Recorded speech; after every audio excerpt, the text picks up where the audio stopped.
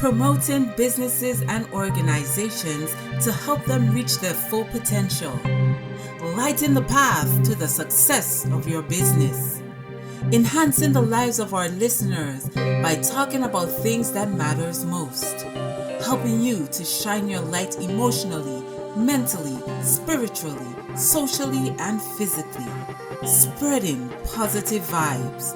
You've got it locked, and you're listening to Light Vibrations, brought to you by Light Communications right here on CBN Radio 90.9 FM. And now your host and our director, Natasha Letza. Hello, you got it locked in your children with your girl here, Tasha T, bringing you off another episode of Light Vibrations. Today, man, we're chilling by the bayside and we with our girl here, Melanie. Hi, y'all. Thank you for having me. Oh, the I'm so excited. Is mine, and Melanie reached out. She want to share with you guys, some upward vibes. That's what Light Vibrations is all about: enlightening, empowering, motivating, inspiring, and uplifting the community. Melanie, what you have for us today? Okay, so our topic. Well, first let me introduce myself because I don't think people know me. But my name is Meloney Hendricks. I'm a mom. I'm a full-time, what am I? What am I? I know I'm so many things. I'm a mom, I'm a full-time professional, I'm also a business, I'm also an entrepreneur, and I'm also the brilliant mind behind Dopamine on the Rocks mental health blog. So I reached out to Tasha, I'm gonna call you Tasha, to share my story and my experience. And what we're covering today is self-love and what that actually looks like, because we're all talking about, it's a new hashtag, self-love, practice self-love, but what they don't tell you is what it actually looks like when you're actually practicing it, because the reality of it is it's not as glamorous as everybody thinks. And when you start to put certain things in place, you're going to be questioned. You're going to even question yourself. People are going to ask, who is this person? You're a completely different person because you've been spending your life people pleasing so much, doing for everyone else except for yourself. So we're going to really dive deep into what it actually looks like when you start prioritizing you. Yeah. Well, that sounds good. Hashtag self-love, people. We're here today with Melanie, and we want to talk all about self-love because I like the topic, because to me, a lot of time, people don't take time for self. Yeah, you mentioned earlier in your intro, you're a mom. I'm a mom. We are employees. We this, we that. But we are people, especially mothers, man. Especially mothers, we think we have to get wrapped up in being a mom, and I have to spend 100 hours with my child to be a good mom. And I am a person, and I don't have needs, and I don't have because everything is about the kid. But let me tell you something: if you're not good, your children could never be good. True. So all of that, what you're doing, killing yourself, is being done in vain, and you still wouldn't be able to infuse the type of time, the quality of your time into the child if you are not taken care of. So I'm very excited to hear what you have to say with self-love. Where do you think we're going wrong? I think it's interesting because I was actually talking about the same topic in my parenting group, soul-centered parenting, and it's a cultural thing, especially in the Caribbean, where we are taught from young to love your neighbors as you love yourself, but where the most crucial part of that whole statement, that whole mindset, is love you as you love yourself. And we were taught how to love ourselves, because you can't give from an empty cup, you have to give from your overflow. So the things that when we start to prioritize ourselves, no, we are punished. You're looked down upon, or you're too selfish. And it is not. And you brought up being a mother. Now, I'm not saying that dads don't give too, but I can only speak on my experience as a mom.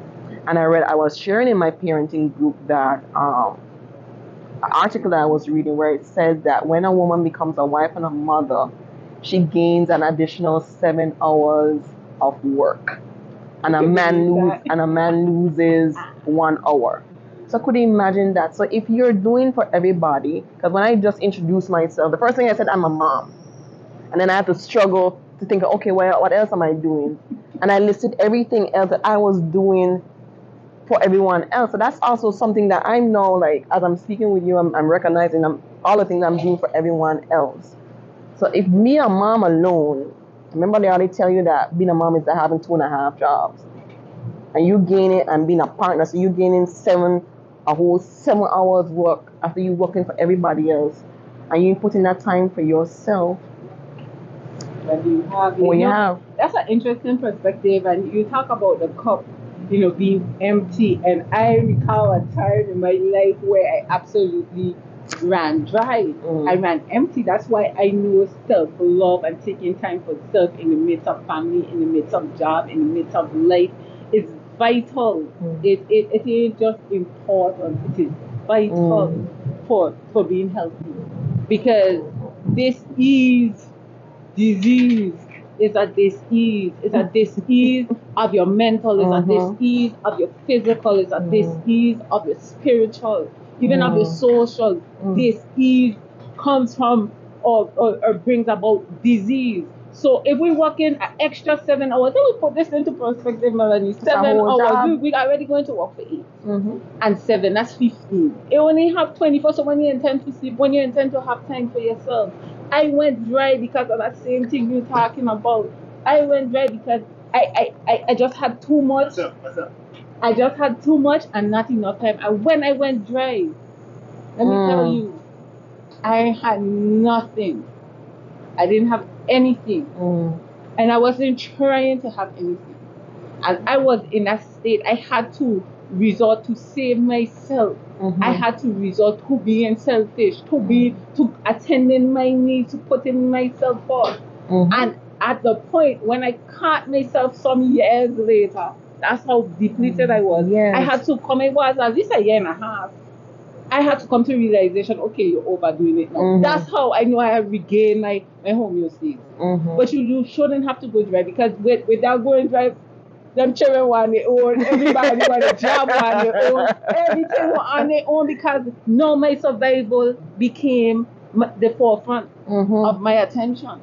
Oh my God, that kind of, we shared this story before, and you shared that with me before, because I went through the same thing too, giving, and it wasn't until last year that I'm very transparent. The whole basis of how Dopamine on the Rocks blog was birthed is because I had my first manic episode. I was diagnosed as being bipolar after I had just given birth to my daughter. I was pursuing full-time entrepreneurship, and plus everything else what you're dealing with, and my whole world just came crashing down on me. I kind of imploded on myself because I was doing so much. And even my partner at the time, he came and he apologized to me, and he said, I am so sorry because I didn't realize how much I left on you. And even so, like, even in that state, because I was basically useless to my family, I still had to, I wasn't even fully recovered yet, and I still had to sacrifice that to take care of my family, because I saw that my partner at the time, he couldn't deal with all of the bills, and I couldn't be out of service. But it's like, because of me being in so much service to them, it crashed. I crashed. So, but that's also something to look at too. Even when I wasn't completely healed, I had to drag myself up to be there for them, because they couldn't function without me. But now I'm telling you, they're learning. Today is Saturday, and if you know me, I talk about my Saturdays are my self-care days, and I know, look here, whatever you gotta do, you're gonna learn to survive today. I don't cook, I don't clean, that's just me.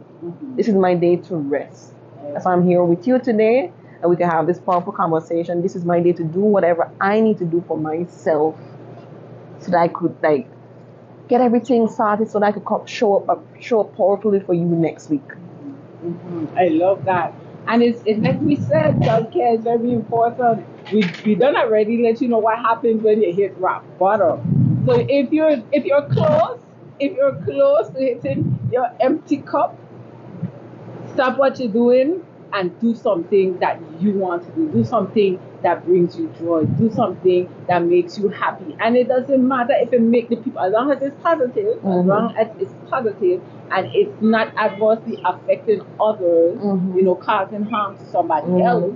But in you taking time for yourself, like Melanie said, if that means you don't cook, if you don't clean, especially if you got children in the house, put them hard back children to walk. Sometimes they'll be there struggling. I got 4 of them. I got 3. And I'd be like, they're going to watch me drop in head because they're not coming. It's when I put on my foot and I say, okay, I blow the way. Today's a cleaning day. Everybody finds something to do. You have to ready to teach. You have to use these children. You have to, do what you have to do. But take that time for you. Take that time for you.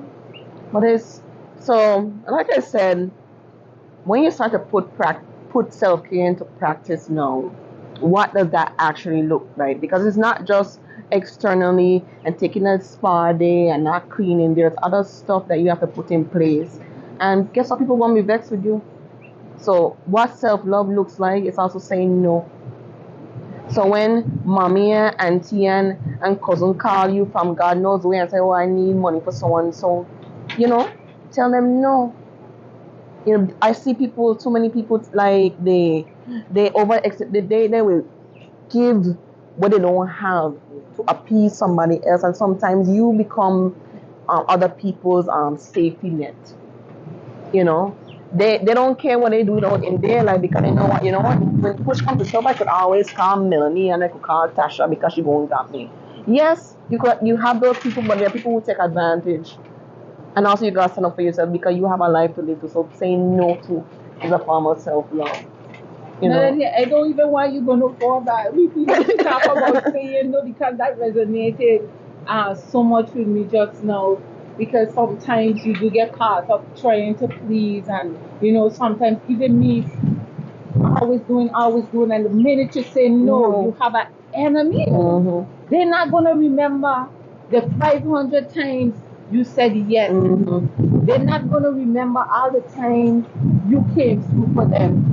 And especially what I'm learning now, as much as you give, and I've been a giving person, when you need the same favors you've been given, there's nobody there. Even to the same people you've been given to all along, they're not gonna come to rescue you. Nobody ain't coming to rescue you. I just come from doing a show on my other platform, How to Shine Your Light, talking about saving yourself. Saving yourself, because the black knight and the white knight and the medieval times done. Self-reliance is the thing of today, because everyone is afflicted. You look around and you've seen people, all of them near to the bottom of their cup. They're running on steam. Everybody walking around here crazy and doing it. Let's meditate on that. And saying no is a big part of that, because we do overextend. Well, how you think we end up with 7 hours as mothers and wives?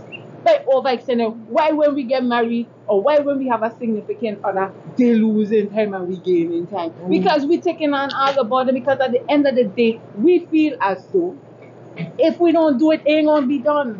But we need to stop that mentality, because 2 of them, the male and the female, the mother and the father, responsible for the next generation, who die and name us soul heir over the next generation. Exactly. And if you dare even say, I had a pastor tell me this too.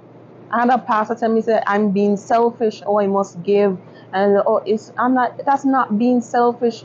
And so I said, so we have to break it down. So I said, let me tell you something. Let me ask you something. So you need to tell me, say, I have to go and give my 10% to the church.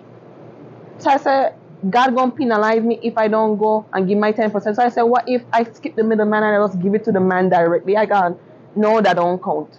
Oh gosh, no good, because they ain't ready for that. They're ready for that, because I got some serious comments on that. I don't know. Maybe that might be our next show. We don't want to digress into that. Trust me.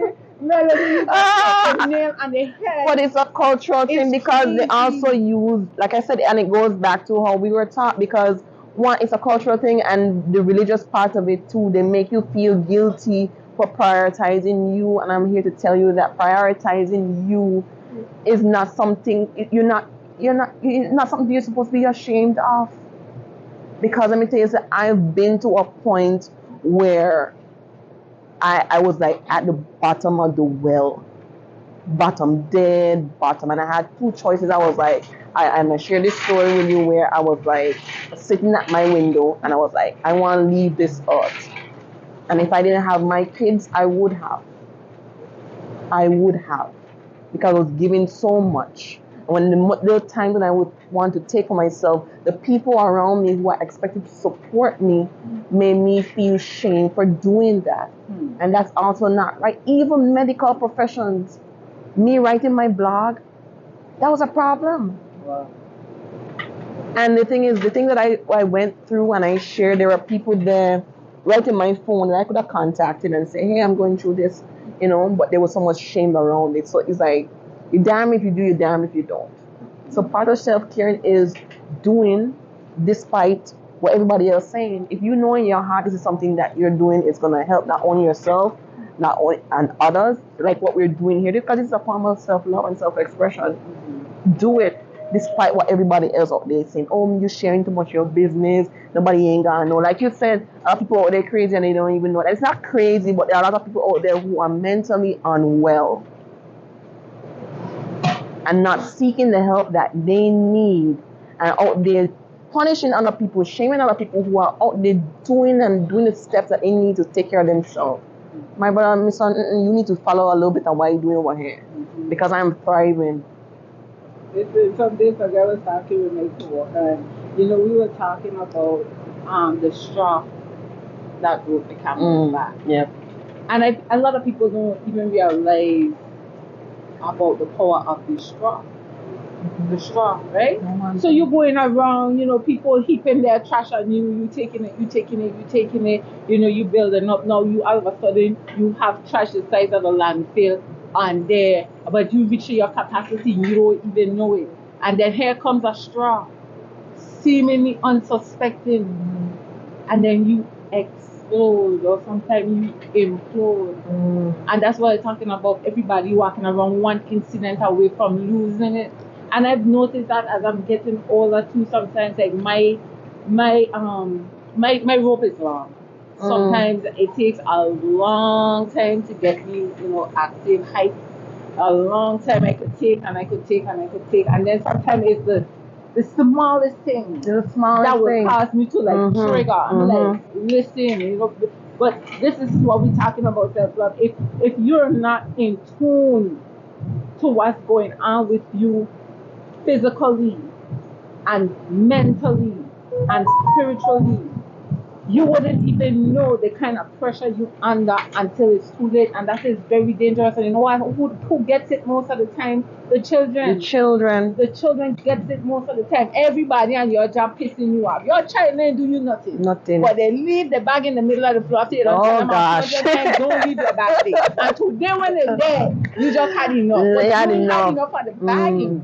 You had enough of all the drama you've been going through. So part of self-love is recognizing that it's shifting blame to where it's supposed to go. I had this singing and it kept me from abusing my children when the mental pressures had me weighed down. I had this thing to say, you ain't gonna make me abuse my children. So I started with that in mind. I'm not giving to them what is not deserving of them. That's just like your husband he had a bad day and come home and come abuse you or come do you something. It ain't have nothing to do with you. Let us direct our angst and our mal energy where it needs to go. Identify it and resolve it. All of that is part of Deal with it. Yeah. And that is so important. You touch on a very good point. You ain't gonna make me abuse my children, because a lot of people here are walking around with unresolved childhood traumas. A lot of trauma has happened to you. It may not be directly from your parents, but unresolved things that happened to you during your childhood, and you're just passing on that trauma to everybody else that you've encountered with, and it's not good. And I've done that too. My daughter actually told me about that. She said, because I asked her, we were having a conversation. I was talking, I said, Destiny, what do you feel about me having more children, how am I as a mom? She said, you're a great mom and everything and whatnot. She's like, first of all, you need to have more children because me raising your children and it's that one over there. She be disgusting, she be pulling my hair. She the oldest, so she's sick of them. That's funny. So, but she was like, you're a great mom and everything. And I also create that space where we can have these conversations without consequences because people would feel like children don't have no sense. God has sense. They know. They just don't be vocalizing it sometimes. She said, you're a great mom and everything. She said, the only one thing, mommy, is your temper. She said, sometimes you'll be yelling at me for so and so. It's like, and when I read it down, I said, you know what? It's true. It's true. When I read it down, it's a frustration. When you're there, you spend 9 hours. Well, I work 9 hours. 9 hours a day. You get up early. You gotta get them kids ready. Get up from 4 o'clock. Get them kids ready. Go work. Come home. You gotta cook. You come and meet the place, and you come and use that bag, or you tell this child for the umpteenth time every day. Make sure them dishes wash before I reach home. And you tired in your backside. You gotta deal with some people. Come home a boatload of dishes. Kitchen nasty. When you gotta cook, you last you energy.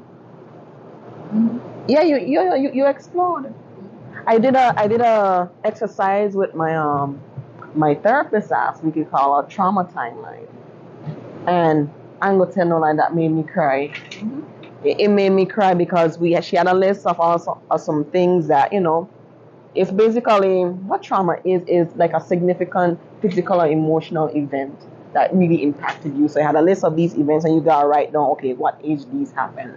And when I look at the spaces, all of these things happened to me during my childhood. I started to cry. And I grieve for that young child, And some of those things I carried with me into my adulthood. And now I'm working to resolve that because I don't want to pass it on to my kids. And also I don't want to pass it on to my partner. I don't want to pass it on to the people that I interact with. A lot of people, you see them carrying on, they are dealing with unresolved things, and part of self-love is getting your mental healing. My purpose, and I said, I always tell people that my manic episode last year was a blessing in disguise. It was tough, it was painful, it was rough for my family, but it was a blessing in disguise that I got an opportunity to let people know that mental health ain't something to be ashamed of. When you got a mind, if you got a mind, the same way you'd be on your backside to the gym, carry it to the mental gym and talk about some of these stuff. Get yourself sorted. You see how much freer you are, how much my life has changed so much in this year. Good and bad. I mean, the good and it comes with the bad because guess some of the adjustment I have made upset a lot of people. But I rather upset you over there than be angry with myself. Because I spent my whole life pleasing everybody else. And no time for me to take care and look into what I need. Because some of us don't actually know what we need enough. If I ask you what you need, what you really need, because you don't think about it, you don't have no time. You think, look how this was designed. My mother always tell me, you ain't got no time to do nothing. And I like, you have time to do what you want to do. But the important things you don't have no time for is the same 24 hours. Mm-hmm. How you using your time. How much of us on TikTok and how much of us on social media for a good couple hours just being a zombie, scrolling here, scrolling there. The other set of us probably caught up in vices. Who ain't drinking? Who ain't smoking? Who ain't fornicating? Who ain't doing this? That's vices. But how many of us spend time doing the things that we love with the people we love? Family is prioritized the last. And when you're on your back, trying to reconcile with God, who you want next to you? You want a phone to scroll? You want the alcohol? You want this? You want that? You want the same family that you didn't have no time for. And guess what? You also on your back there thinking, I should have do this, I should do that, and then when it's too late. That's something that I used to get teased a lot from people older. They said, man, you have the mentality of like a person in their 50s and their 60s. And I'm like, no. But seriously, when you look at it, I said, I don't want to wait until I'm 60 or 65 to start living my life. I say, young now. and I got all the energy. No, I want to live my life now while I can enjoy it. So when I say I want to put certain things in place, it's for a reason.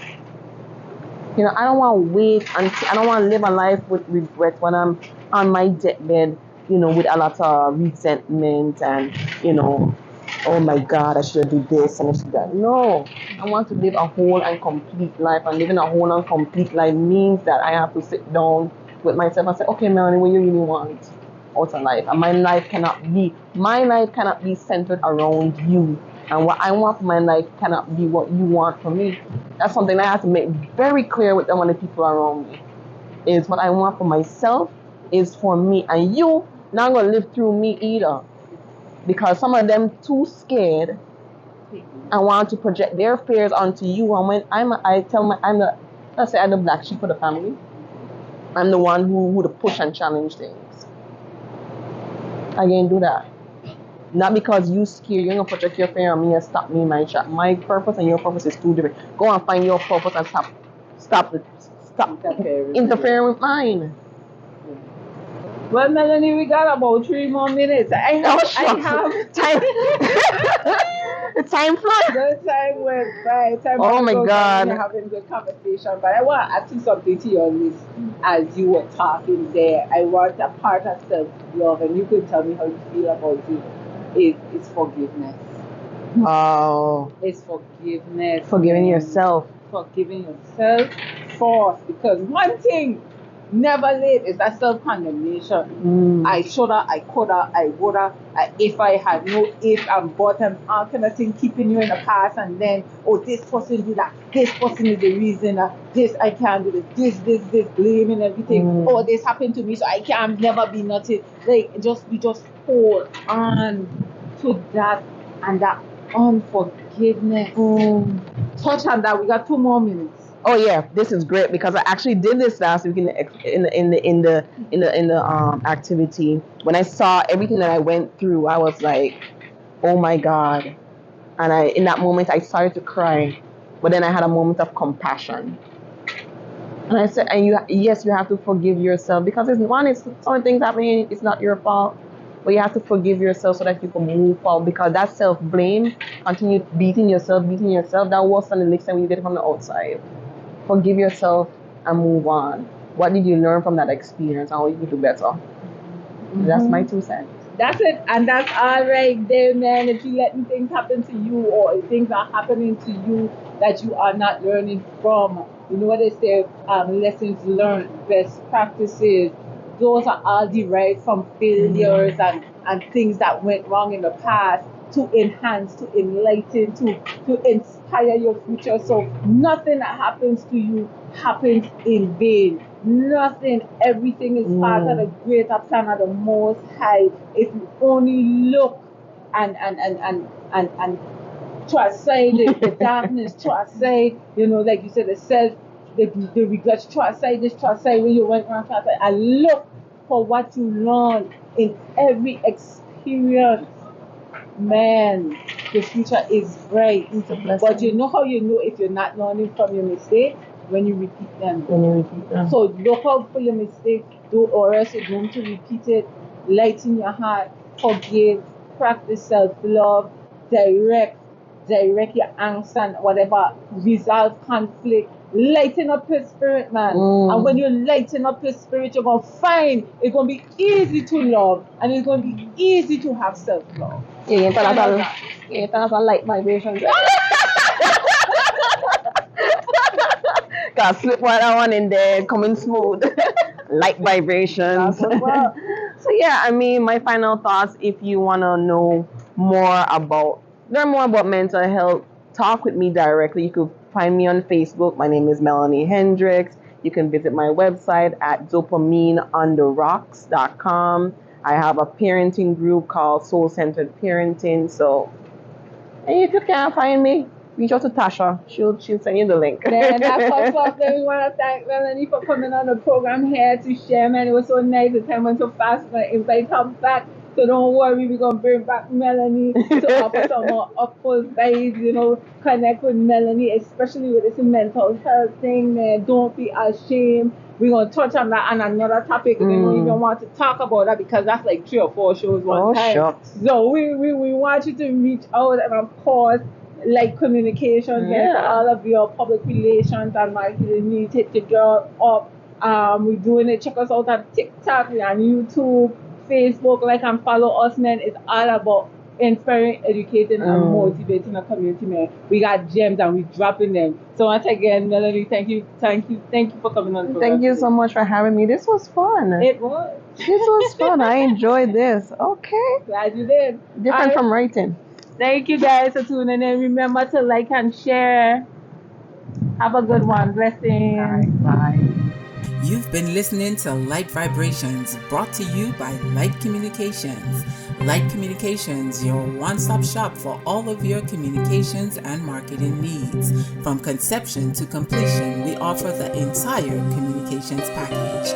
Choose Light for reach, results, and reliability. We have over 15 years experience and we offer an array of services guaranteed to enhance your reach and increase your market presence. To showcase your business or organization on our program, contact Natasha Letzum at natasha@lightcommunications.com or via WhatsApp or telephone at 284-545-7355 to secure your package today.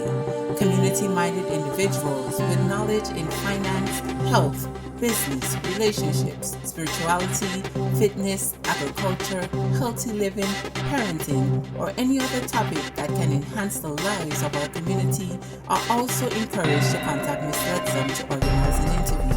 Thank you for tuning in to Light Vibration, and don't forget to tune in this time next week as we continue to bring you life-changing information. Until next time, shine your light.